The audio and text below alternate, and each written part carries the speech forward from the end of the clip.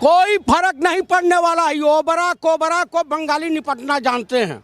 हाँ, वो जादूगर होते हैं। कोबरे को इसका विष निकाल लेंगे और इनका थोबड़ा बिगाड़ देंगे। आने वाले दिनों में वो तूफान आने वाला है जिसकी कल्पना नहीं करेंगे। भाजपा आरएसएस वाले रोड पे दिखाई नहीं देंगे। जो है दहाई का आंकड़ा नहीं पार कर पाएगी बीजेपी, अभी जान लीजिए। और ममता दीदी सरकार बनाने जा रही हैं, नो डाउट। अरे वो तो फिल्मों में काम करके तालियां बटोरे थे, लेकिन आज बंगाल की नहीं पूरे हिंदुस्तान के लोगों की गालियां बटोर रहे हैं। जब नाश मनुष्य पे छाता है, पहले विवेक मर जाता है। हीरा खड़ा बाजार में लिए लुकाठो हाथ, जो घर फूंको आपनो चलो हमारे साथ। वही वाली कहावत, कबीरदास वाली कहावत चरितार्थ होती हुई दिखाई दे रही है। बीजेपी न आसाम चुनाव जीत रही है, न बंगाल जीत रही है, न पांडिचेरी जीत रही है, न केरला जीत रही है, न तमिलनाडु जीत रही है। अरे इनसे उत्तराखंड का स्टेट तो संभाला नहीं जा रहा। हरियाणा में वैसे हालत खराब है। किसान आंदोलन, छात्रों का आंदोलन, बेरोजगार नौजवानों का आंदोलन, ये इनके गले की फांस बन गई है। ये भस्मासुर हो गए हैं। वो किसी जमाने में किसी कवि ने लिखा है कि कमर कपारे हाथ लगा के दोनों नयन मटकावत हूँ, यानी भस्मासुर की तरीके से ये अंधे हो गए हैं। या यूं कह लीजिए कि दुर्योधन वो भी दे ना सका, आशीष समाज की ले ना सका, उल्टे हरि को बांधने चला, जो था असाधु से साधने चला। जब नाश मनुष्य पे छाता है, पहले विवेक मर जाता है। माननीय प्रधानमंत्री की बुद्धि और विवेक दोनों शून्य हो गया है। ये विजनलेस सरकार है। इसकी चर्चाएं हिंदुस्तान में ही नहीं पूरे विश्व में हो रही हैं। बंगाल के छात्र यहाँ पे हैं जंतर मंतर पर। बंगाल के किसान गाजीपुर बॉर्डर, सिद्धू बॉर्डर, टिकरी बॉर्डर हर जगह मौजूद हैं।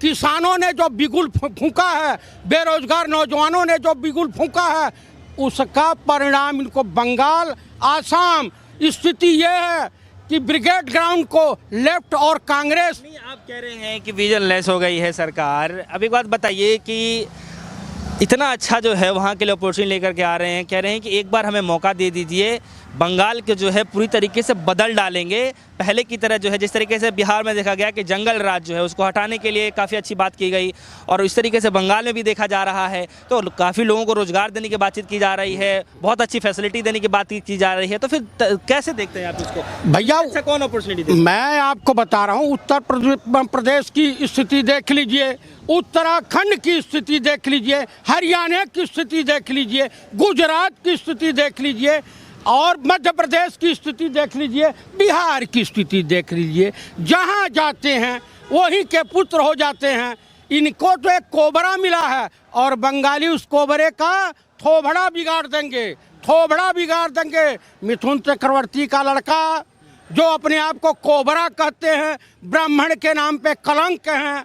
अरे वो तो फिल्मों में काम करके तालियां बटोरे थे, लेकिन आज बंगाल की नहीं पूरे हिंदुस्तान के लोगों की गालियां बटोर रहे हैं। अच्छा, मिथुन चक्रवर्ती की बात कर रहे हैं आप, कोबरा ले रहे हैं। अच्छा, उन्होंने स्टेज पे चढ़ करके जो है इन्होंने साफ तौर बोला है कि मैं कोई पानी वाला सांप नहीं हूँ, मैं कोबरा हूँ, समझ रहे हैं? तो आखिर इस तरीके के बोलने का पीछे कारण क्या है?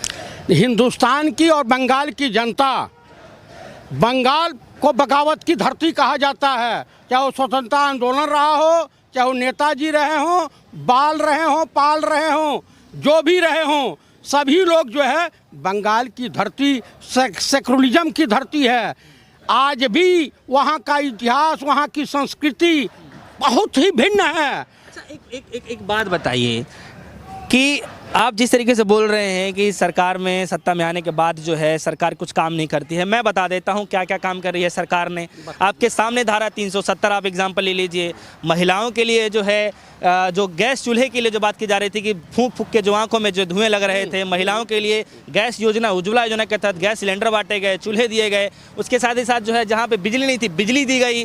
2G के ज़माने से 5G तक लेकर के आ गए। नहीं, एक बात बताइए, तो इतना सब कुछ कार्य करने के बाद आपके नजर में कुछ नहीं है क्या? ऐसी कोई सरकार आई है जो किसानों के लिए जो हर महीने जो है 2000-3000 रुपये दे रही हो? ये सरकार दे रही है? आप बता दीजिए कौन दे रही है? मैं आपको एक बात बता देना चाहता हूँ, अगर ये आपकी बातें सत्य हैं, नहीं सत्य है, अगर आपकी बातें सत्य हैं तो मैं दावे के साथ कह सकता हूं, आपको उत्तराखंड में मुख्यमंत्री बदलने की जरूरत नहीं होती, आप ही के दल के लोग बगावत नहीं करते। हरियाणा में आपको ये दिन अविश्वास प्रस्ताव का दिन नहीं देखना पड़ता, बॉर्डरों पे किसान रोड पर सड़क पर बैठे हैं, ये दिन नहीं देखना पड़ता।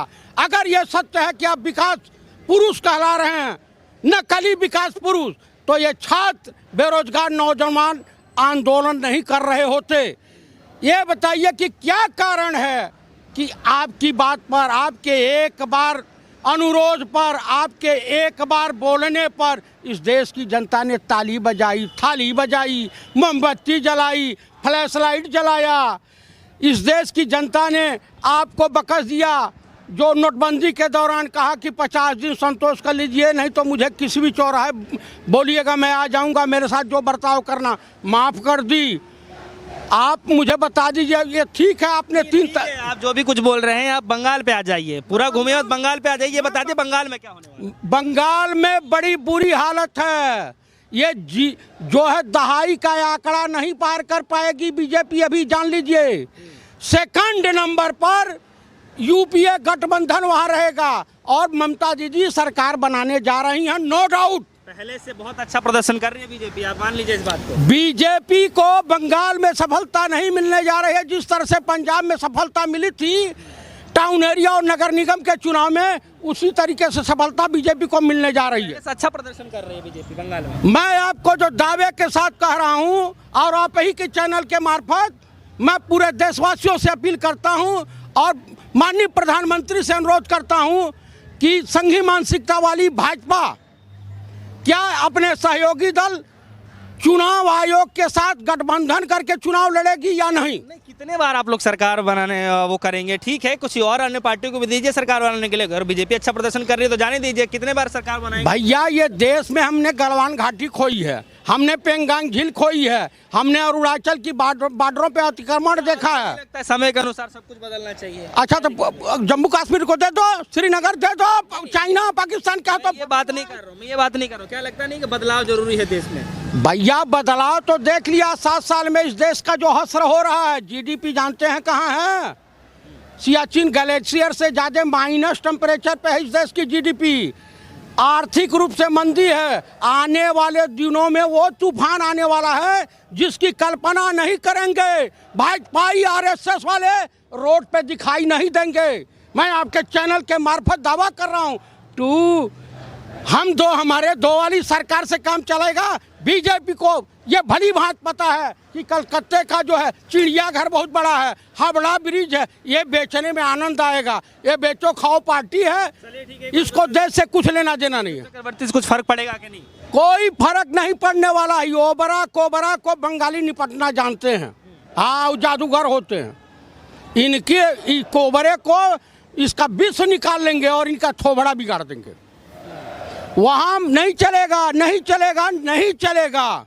चलिए ठीक है, लेकिन इतने बड़े बड़े जो स्टार प्रचारक के रूप में जो है खुद योगी आदित्यनाथ जी जा रहे हैं, खुद प्रधानमंत्री मोदी जी जा रहे हैं, तो कुछ तो फर्क पड़ेगा ना वहाँ पे? माननीय योगी आदित्यनाथ का तो जिला नहीं संभल रहा, प्रदेश नहीं संभल रहा है, और वहाँ चले हैं उपदेश देने। तो आप बताइए, उत्तर प्रदेश की सरकार कैसे चली? वहाँ की महिलाएं बंगाल की कह रही है कि हमको तो पाठ पढ़ाने आया है, अपना प्रदेश संभलता नहीं है। आपके मुताबिक कितने सीटें मिलने वाली हैं? क्या आंकड़ा रहने वाला है इस बार? बीजेपी को हमारे मुताबिक 8-9 सीटें मिलेंगी। 8-9 सीटें मिलेंगी? हाँ। और टीएमसी को? टीएमसी कम से कम जाएगी 155 सीट। और आप जिस पार्टी की सपोर्ट कर रहे हैं? हमारी पार्टी, हमारे गठबंधन को कम से कम 100 सीटें। 100 सीटें मिलेंगी। देख लीजिएगा, दावा झूठा भी हो। नहीं, दावा सही है, दावा सही है। तमाम मिलेंगे चुनाव के? एकदम आपका स्वागत है। आपको मिठाई के साथ में मिलूंगा। चलिए ठीक है।